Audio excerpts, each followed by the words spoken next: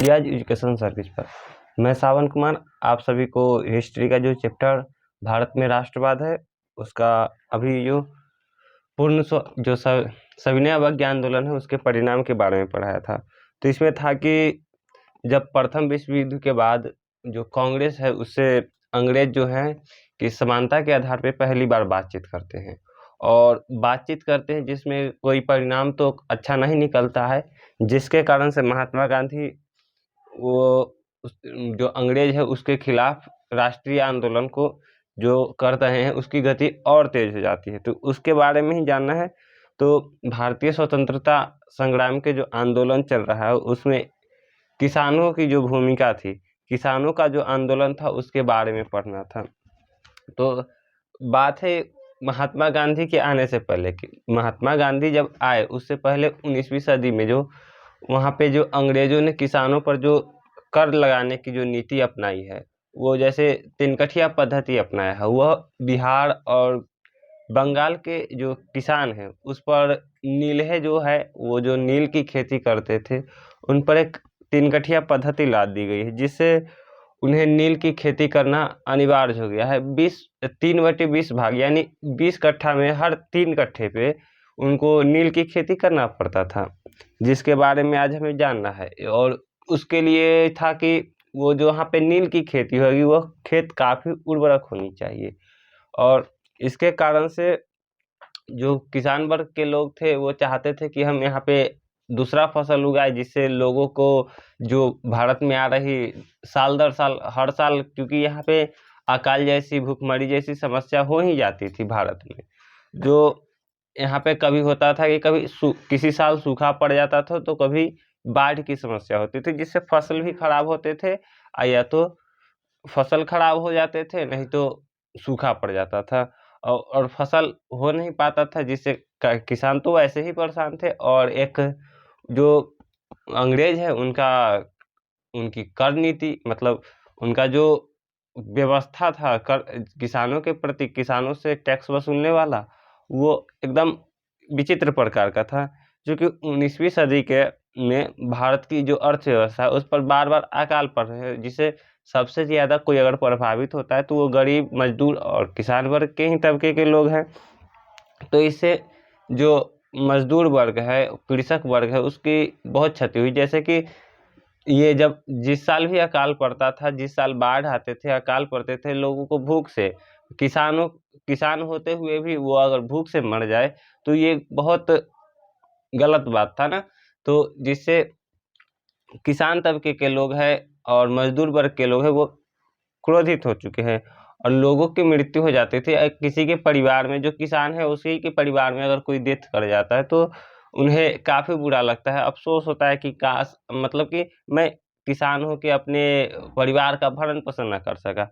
इसीलिए जो किसान तबके के लोग थे वो महात्मा गांधी जब चंपारण में जब भारत यात्रा कर रहे थे, जैसे कि जो भारत आए महात्मा गांधी और जो उनके राजनीतिक गुरु यानी कृष्ण गोखले जो थे उनके जो राजनीतिक गुरु थे, उन्होंने उन्हें बोला कि आप पूरे पहले भारत भ्रमण करें। तो उन्होंने लगातार लगभग वही जो 15 में आए उसके बाद 16-17 तक लगभग यात्रा ही किए और उसी यात्रा में एक बार कांग्रेस का अधिवेशन हुआ जिसमें महात्मा गांधी आए और जो अपने बिहार के किसान नेता थे, बिहार के किसान नेता तो वो कौन थे? तो राजकुमार शुक्ल। उन्होंने कहा कि महात्मा गांधी से विनती किया कि जो हमारे यहाँ पे किसान है चंपारण के, बिहार के, बंगाल के, उन पे एक पद्धति ला दी गई है तिनकठिया पद्धति। उसके बारे में उन्होंने बताया कि मेरे यहाँ के किसान इस चीज़ से, इस नियम से काफ़ी परेशान है, इसके लिए आकर के कोई अंग्रेज़ों के खिलाफ कुछ क्या है कि कुछ आंदोलन वगैरह किया जाए जिससे ये इसमें या तो कुछ छूट मिले जो कि किसानों को राहत दे। इस प्रकार से उन्होंने चाहा कि महात्मा गांधी आकर के कुछ वहाँ पे करे, कोई ऐसा काम करे जो उससे अंग्रेज उनसे कम कर दे उनका कर लेना या उनकी लगान जो है वो 1 साल 2 साल क्षमा कर दे, इस प्रकार से। तो ऐसा तो कुछ ख़ास नहीं हुआ, मगर जो तिनकठिया पद्धति थी उसमें कुछ सुधार किए गए, क्योंकि जो चंपारण आंदोलन है, जो किसान आंदोलन है, सबसे पहला जो भारत में, पूरे भारत में महात्मा गांधी के द्वारा अगर कोई आंदोलन किया गया तो वो बिहार के चंपारण में किया गया, और वो भी नील की खेती के कारण। जो सबसे पहला विरोध था वो महात्मा गांधी ने तीन-कठिया पद्धति का किया। तो 19वीं शताब्दी का समय है, और जो भारत में साल दर साल त्रासदी आ रही, मतलब भूख से मर रहे लोग, अकाल आ रहा है, तो कभी महामारी फैल जा रही, जिसके लिए महात्मा गांधी भी चाह रहे हैं कि इसमें थोड़ा सुधार हो, किसानों के प्रति कुछ रियायतें बरती जाएं, जिससे उनकी स्थिति सुधरे। तो इसमें है, भारतीय की अर्थव्यवस्था पे बार बार पड़ने वाली अकाल से त्रस्त थे। जो 19वीं सदी में जो अकाल आ रहे हैं, उससे लोग जो हैं, किसान तबके के लोग, मजदूर तबके के लोग काफ़ी, मतलब उनकी जो स्थिति है दिन पर दिन दयनीय होती जा रही है। भूख से कृषक और अन्य कमज़ोर वर्ग, भूख से अन्य कृषक और अन्य कमज़ोर वर्ग के लोगों की मृत्यु हो जाती है। तो किसान होते हुए उनकी भूख से मृत्यु हो रही है, ये तो और भी असहनीय है। तो भारत की विभिन्न जगहों पर इसके खिलाफ किसानों ने आंदोलन किए हैं। तो पहले जब महात्मा गांधी नहीं थे, तो उससे पहले भी किसान अपने छोटे स्तर पे, मतलब अपने जमींदार तक ही वो कभी-कभी आंदोलन कर दिया करते थे, जिससे कोई खास तो प्रभाव नहीं पड़ता था, लेकिन थोड़ी-मोड़ी, थोड़ा-थोड़ा, मतलब भू राजस्व में जो सुधार किया जाता था वो किया जाता था। लेकिन ये जो एक्ट पारित किया जाता था थोड़ा-मोड़ा, तो उससे कोई खास जो था उसका कोई प्रभाव नहीं पड़ता था। तो एक बार जब महात्मा गांधी ने भारतीय राजनीतिक में एंट्री लिया, मतलब जब 1915 में महात्मा गांधी आए, तो 1900 लगभग समथिंग 17 में, 1917 या 16 में महात्मा गांधी ने कांग्रेस के जो हुआ अधिवेशन था उसमें भाग लिए थे। उसमें भाग लिए, जिससे महात्मा गांधी उसमें गए थे। तो अपने बिहार के जो चंपारण के राजकुमार शुक्ल हैं, उन्होंने उन्हें चंपारण में आने के लिए अब उनको आमंत्रित किया कि आइए मेरे यहाँ के किसानों को आंदोलन जो चल रहा है उसमें थोड़ा अपना योगदान दीजिए। तो उन्होंने आकर के किसानों को वहाँ पे नई दिशा दिया, जो सत्याग्रह के नाम से जाना गया। किसानों को नया जन आंदोलन करने का तरीका बतलाया, जो सत्याग्रह था। तो उसी के बारे में पढ़ना। भारतीय राजनीतिक में पदार्पण के साथ किसानों को एक नई दिशा मिली। नई दिशा क्या मिली? तो नई दिशा में मिली कि उन्हें असहयोग की भावना, वो तो बाद में आई, लेकिन उससे पहले था सत्याग्रह, कि हम लोग शांतिपूर्वक ढंग से, मतलब आंदोलन करेंगे, जिससे अंग्रेज कु कुछ तो रियायतें बरतेंगे। तो कुछ रियायतें बरती गई है किसानों को। चंपारण में जो ये आंदोलन चला, सत्याग्रह, चंपारण आंदोलन जो चला, उसमें महात्मा गांधी को एक कमेटी में सदस्य बनाया गया, जो जो चंपारण एग्रीनो कमेटी के नाम से जाना जाएगा। भारत के विभिन्न जगहों पर हुए प्रमुख किसान आंदोलन, जिनमें राष्ट्रीय आंदोलन का पथ प्रदर्शन इस प्रकार किया।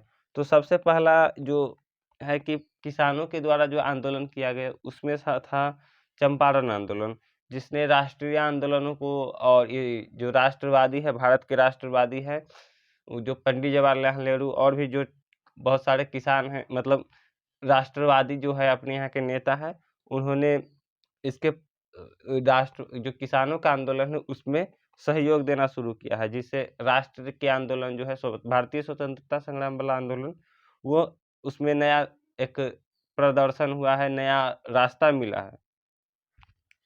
तो चंपारण आंदोलन 1917, बंगाल तथा बिहार के नील उत्पादक किसानों की स्थिति बहुत दयनीय थी। तो ऑब्वियसली, मतलब जहाँ पे फसल उगाने वाली जगह है, वहाँ पे हम नील की खेती करेंगे तो अनाज कहाँ पे उपजाएँगे?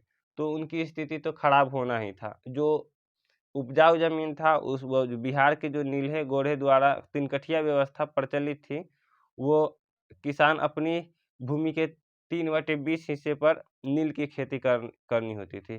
तो जो किसान तबके के लोग हैं, उन्हें अपने 20 कट्ठे में से 3 कट्ठा पर, मतलब हर 3 कट्ठे में किसानों को नील की खेती करनी पड़ रही। तो जो और भी तो उसमें सबसे ज़्यादा समस्या थी कि उपजाऊ ज़मीन होनी चाहिए। उसमें जो सबसे ज़्यादा उपजाऊ ज़मीन होगी, उस पर नील की खेती करनी होगी। तो उनका जो स्थिति है खराब होगा ही, जहाँ पे अनाज न उपजने वाली है, वहाँ पे ज़्यादा उनका कॉस्ट पड़ जाता था।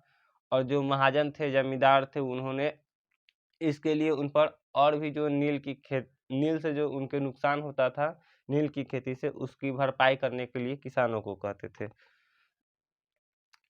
यह जो भूमि था सबसे उपजाऊ होता था, सबसे उपजाऊ भूमि होती थी।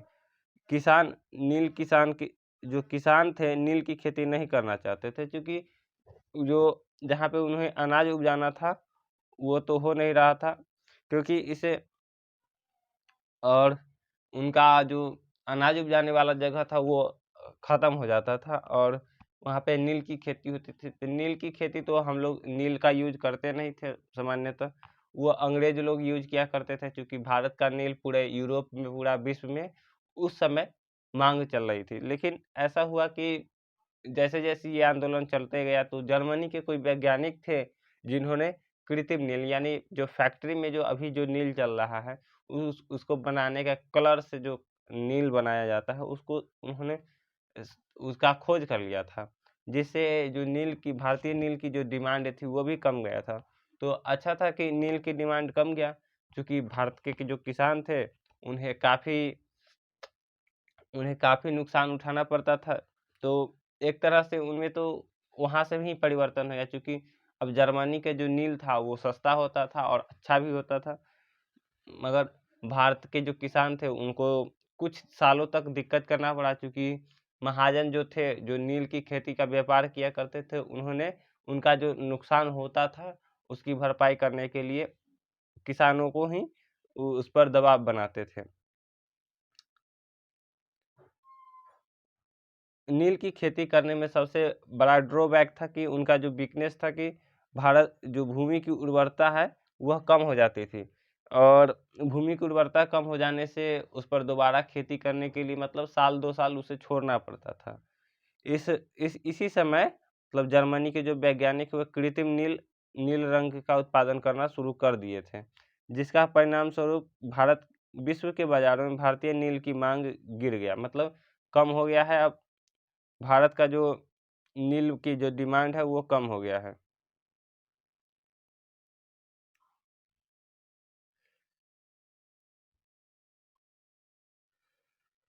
जो नील की डिमांड है, वो कम हो गया है। तो अब किसान तबके के लोग चाहेंगे कि हमारे जो मतलब किसान तबके के नहीं, जो नील की जो व्यापार किया करते थे, वो चाहेंगे कि हमारा जो नुकसान हुआ है, उसकी भरपाई हो। तो चंपारण के किसान जो है, वो नीलों के अत्याचार से मतलब त्रस्त हो चुके हैं। वो इसीलिए वो चंपारण के जो किसान हैं, उन्होंने 1916 में, यानी 1916 में जो कांग्रेस का अधिवेशन हुआ था, लखनऊ में अधिवेशन हुआ था, तो वहीं पे जो चंपारण के जो नेता थे, राजकुमार शुक्ल, वो उन्होंने सबका ध्यान इस समस्या पे मतलब केंद्रित किया है। तो उस समस्या में वो जो अधिवेशन चल रहा था, उसमें महात्मा गांधी गए हुए थे। इसीलिए जो राजकुमार शुक्ल है, वो महात्मा गांधी को चंपारण आने का अनुरोध करते हैं कि आप मेरे यहाँ के किसानों से मिलिए, वहाँ की स्थिति को देखिए। बात है कि जो कांग्रेस के जो सभी नेता है, वो जो थे कि वो सभी जो उनका जब अधिवेशन होता था कांग्रेस का, तो वो लोग किसानों के मुद्दे को तो उठाते ही थे, लेकिन उतना मतलब बृहद स्तर पे नहीं उठा रहे थे, जो कि किसान जो है, वो आंदोलन में भाग नहीं ले पाते थे। तो इसीलिए वो जो कांग्रेस के जो लोग थे, उन्होंने किसानों को उतना साथ नहीं दिया, लेकिन जो किसानों की जो हो रही समस्या थी, उस पे हर एक अधिवेशन में, जब अधिवेशन होता था, तो किसानों की स्थिति के बारे में चर्चा होती ही थी। तो उसी तरह किसान ही है एक राजकुमार शुक्ल, जो चंपारण में जो मतलब लखनऊ में जो अधिवेशन हुआ 1916 वाला कांग्रेस का, उसमें गए थे और महात्मा गांधी से ये समस्या के बारे में बतलाया है। तो गांधी जी चंपारण आते हैं, गांधी जी चंपारण आकर के सत्याग्रह आंदोलन शुरू किए हैं, और जिससे वहाँ के अंग्रेज है वहाँ की मतलब सरकार है, उस पर थोड़ा दबाव पड़ा है कि महात्मा गांधी, चूंकि महात्मा गांधी अंग्रेजों से ही दक्षिण अफ्रीका में पहले ही लोहा ले चुके हैं, अपनी लोहा तो मनवा चुके हैं महात्मा गांधी। फिर वहाँ की जो उस समय जो न्यूज चल रहे थे, न्यूज़पेपर पत्रकार जो चल रहे थे, पत्र जो चल रहे थे, उससे तो अंग्रेज वाकिफ ही थे कि महात्मा गांधी आते हैं। तो इनकी जो प्रवृत्ति थी वो साधु जैसी थी, जिसके कारण किसान तबके के जो लोग थे वो तो अंधविश्वास थे, चूंकि अनपढ़ थे, तो महात्मा गांधी को काफ़ी सहयोग दिया करते थे, क्योंकि उनकी जो संत की छवि थी। जैसे किसान और जो ये साधु होते वो सभी एक दया भाव के जैसे दिखते थे, मतलब दानी की तरह दिखते हैं, इसीलिए महात्मा गांधी भी लगभग साधु वेश में चला करते थे, और इससे उन्हें जो किसान था उनका काफ़ी समर्थन मिला है। तो गांधी के दबाव में जो चंपारण की जो सरकार है वह चंपारण एग्रोनियन कमेटी का गठन कर देते हैं, और गांधी जी को भी इस कमेटी का सदस्य बना देते हैं, क्योंकि पहली बार ही भारत में आकर के महात्मा गांधी ने भारत में आते ही उनके खिलाफ जो है आंदोलन किया है, तो इसमें महात्मा गांधी को सदस्य बना देते हैं। इस कमेटी के सिफारिश पर, मतलब ये जो कमेटी है उसने किसानों से बातचीत करने के बाद इस ये जो तिनकठिया व्यवस्था है उसमें सुधार करने की, यानी उसे समाप्त कर देने के लिए कहा कि ये जो तिनकठिया पद्धति उसे समाप्त कर दिया जाए, ताकि जो किसान है उसे कुछ राहत मिले, और जो भारत में जो हर साल अकाल आ रही है उसमें सुधार होगा, और भारत की इकोनॉमी की जो है वो अच्छी स्थिति में आएगी। क्योंकि जब ये जो 19वीं शताब्दी का दौर है उसमें जो ये ईस्ट इंडिया कंपनी है उसे बहुत सारा नुकसान हुआ, क्योंकि प्रथम विश्व युद्ध भी हो चुका है, और प्रथम विश्व युद्ध होने के कारण जो इंग्लैंड में यहाँ से जो सामान जाना था, कच्चे माल जो जाते थे उसकी भरपाई औद्योगिक क्रांति एक आई हुई है, उसके लिए यहाँ से ही कच्चा सामान जाना था, और युद्ध के लिए सैनिक यहाँ से जो अनाज जाना था वो यहाँ के लोगों का अनाज, इससे भारत की इकोनॉमी पे काफ़ी बुरा प्रभाव पड़ता है। क्योंकि यहाँ से जो प्रथम विश्व युद्ध में है वहाँ पे लड़ने वाले सिपाही को तो भारत से ले जाया गया, फिर उनके खाने पीने की व्यवस्था, जो यहाँ से अनाज होता था वो किसान को से लेकर के वहाँ भेज दिए जाते थे इंग्लैंड में प्रथम वर्ल्ड वॉर के लिए। तो ये सभी जो है अपने भारत में आने वाली साल दर साल अकाल की सबसे प्रमुख कारणों में बनती है। तो जो ये चंपारण की जो एग्रोनियन कमेटी बनी है उसने तिनकठिया पद्धति समाप्त करने के लिए कहा है, तो इसे समाप्त तो कर दिया जाता है, और कुछ जो इसके साथ जो रियायतें हैं कर को जो कर थे और जो महाजनों से लिया गया था वो उन्हें छोड़ दिया जाता है इस साल के लिए, जो चंपारण आंदोलन सत्याग्रह आंदोलन के बाद। तो किसानों की स्थिति कुछ सुधार होगी। यह किसानों की समस्याओं से संबंधित था, परंतु गांधी के अधिकांश सहयोगी जो थे वह शिक्षित मध्य वर्ग के थे। जैसे तो इसमें है राजेंद्र प्रसाद, आचार्य कृपलानी और गोरख प्रसाद, ब्रज किशोर प्रसाद और धरणीधर प्रसाद आदि, जो चंपारण के सत्याग्रह में महत्वपूर्ण भूमिका निभाते हैं। ये महात्मा गांधी के सभी हैं जो सहयोगी है, जो महात्मा गांधी को चंपारण के जो आंदोलन चला है उसमें जो वहाँ के जो अलग-अलग जगह के नेता हैं, अब ये जो बिहार के और बंगाल के जो नेताजी सब हैं, जो छोटे-मोटे जो नेता हैं, किसान नेता हैं, वो सभी महात्मा गांधी के सहयोग में आते हैं, जिससे ये आंदोलन काफ़ी बड़ा हो जाता है, और लोगों का जो चंपारण के जो लोगों का समर्थन मिला वो, और अलग-अलग जगह के किसान के जो नेता है वो आए और उनके यहाँ के किसान आए, जिससे जो पहले ही सत्याग्रह था वो बहुत बड़ा आंदोलन हो चुका, जिससे सत्याग्रह बहुत अच्छा चला, और महात्मा गांधी किसानों की स्थिति सुधरवाने में सक्सेस हुए। स्थानीय महाजनों और गांव के मुखियातरों ने गांधी जी का सहयोग किया, क्योंकि गांधी जी इस आंदोलन के अपने सिद्धांतों को सत्य और अहिंसा का आधार बनाए थे, इसीलिए इसे चंपारण सत्याग्रह कहा गया है। तो ये जो आंदोलन है बताया गया इसमें कि इसे चंपारण सत्याग्रह क्यों कहा गया, क्योंकि महात्मा गांधी इसे सत्य और अहिंसा का जो सिद्धांत था उससे चलाए थे। चंपारण आंदोलन क्योंकि यह हिंसक नहीं हुआ ऐसे भी, तो ये इसे चंपारण सत्याग्रह कहा गया।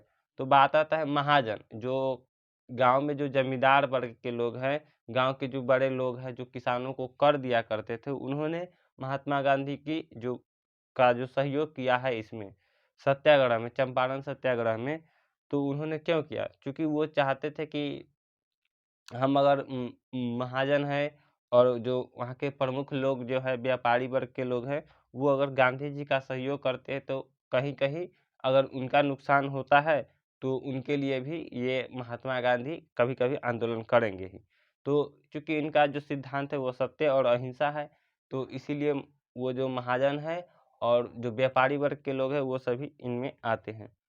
तो यह था किसान आंदोलन यानी चंपारण सत्याग्रह के बारे में। अब पढ़ना है खेरा सत्याग्रह आंदोलन। खेरा आंदोलन देश के भागों में जो चल रहे किसान आंदोलन है उसमें उसी तरह एक और है जो गुजरात में खेरा जिला में चलता है। इसमें किसानों की मांग था कि उनका जो कर है 1917 के अधिकांश तक क्या पूरे भारत में अकाल की स्थिति है 1917 में, बारिश के कारण तो कभी सूखा पड़ जाने के कारण उनकी जो फसल है वो खराब हो चुकी है, वो जिसमें बहुत क्षति होने के कारण क्षति हो चुका है। और किसानों को जो है जबरन जो वहाँ के कर जो मांगने वाले व्यक्ति हैं वो उनसे कर मांगा करते हैं, जिसके कारण से वो जो किसान है ये देना नहीं चाहते थे क्योंकि उनके पास तो कुछ है नहीं, उनकी फसल पहले ही खराब हो चुकी है।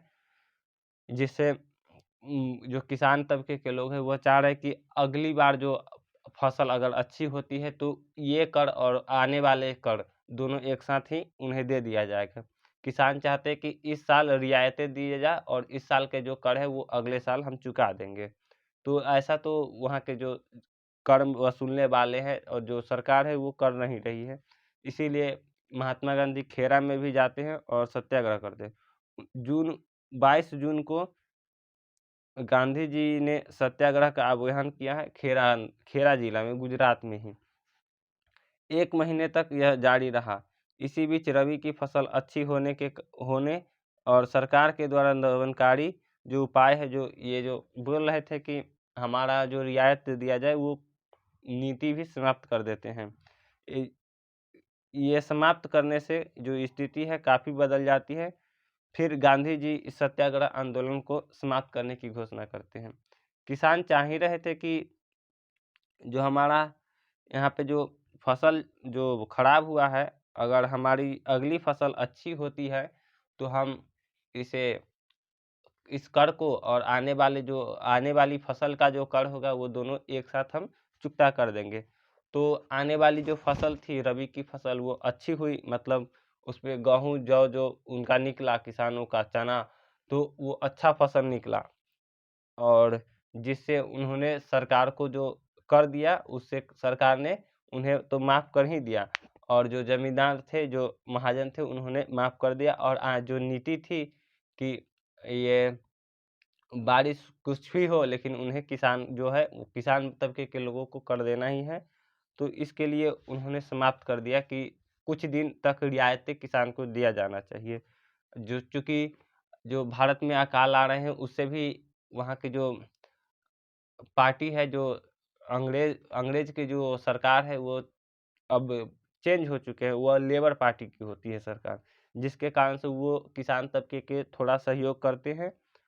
और कंपनी जो भारत की जो नए वायसराय आते हैं वो उन्हें किसानों की स्थिति सुधारने देते हैं। और इस प्रकार से लगातार 2 आंदोलन चलते हैं महात्मा गांधी के द्वारा, यह सभी किसान आंदोलन है। अब इसके आगे भी पढ़ेंगे कांग्रेस की स्थापना के बारे में, भोपाल आंदोलन और भी जो आंदोलन है, आरएसएस की स्थापना, इसके बारे में जानना है। तो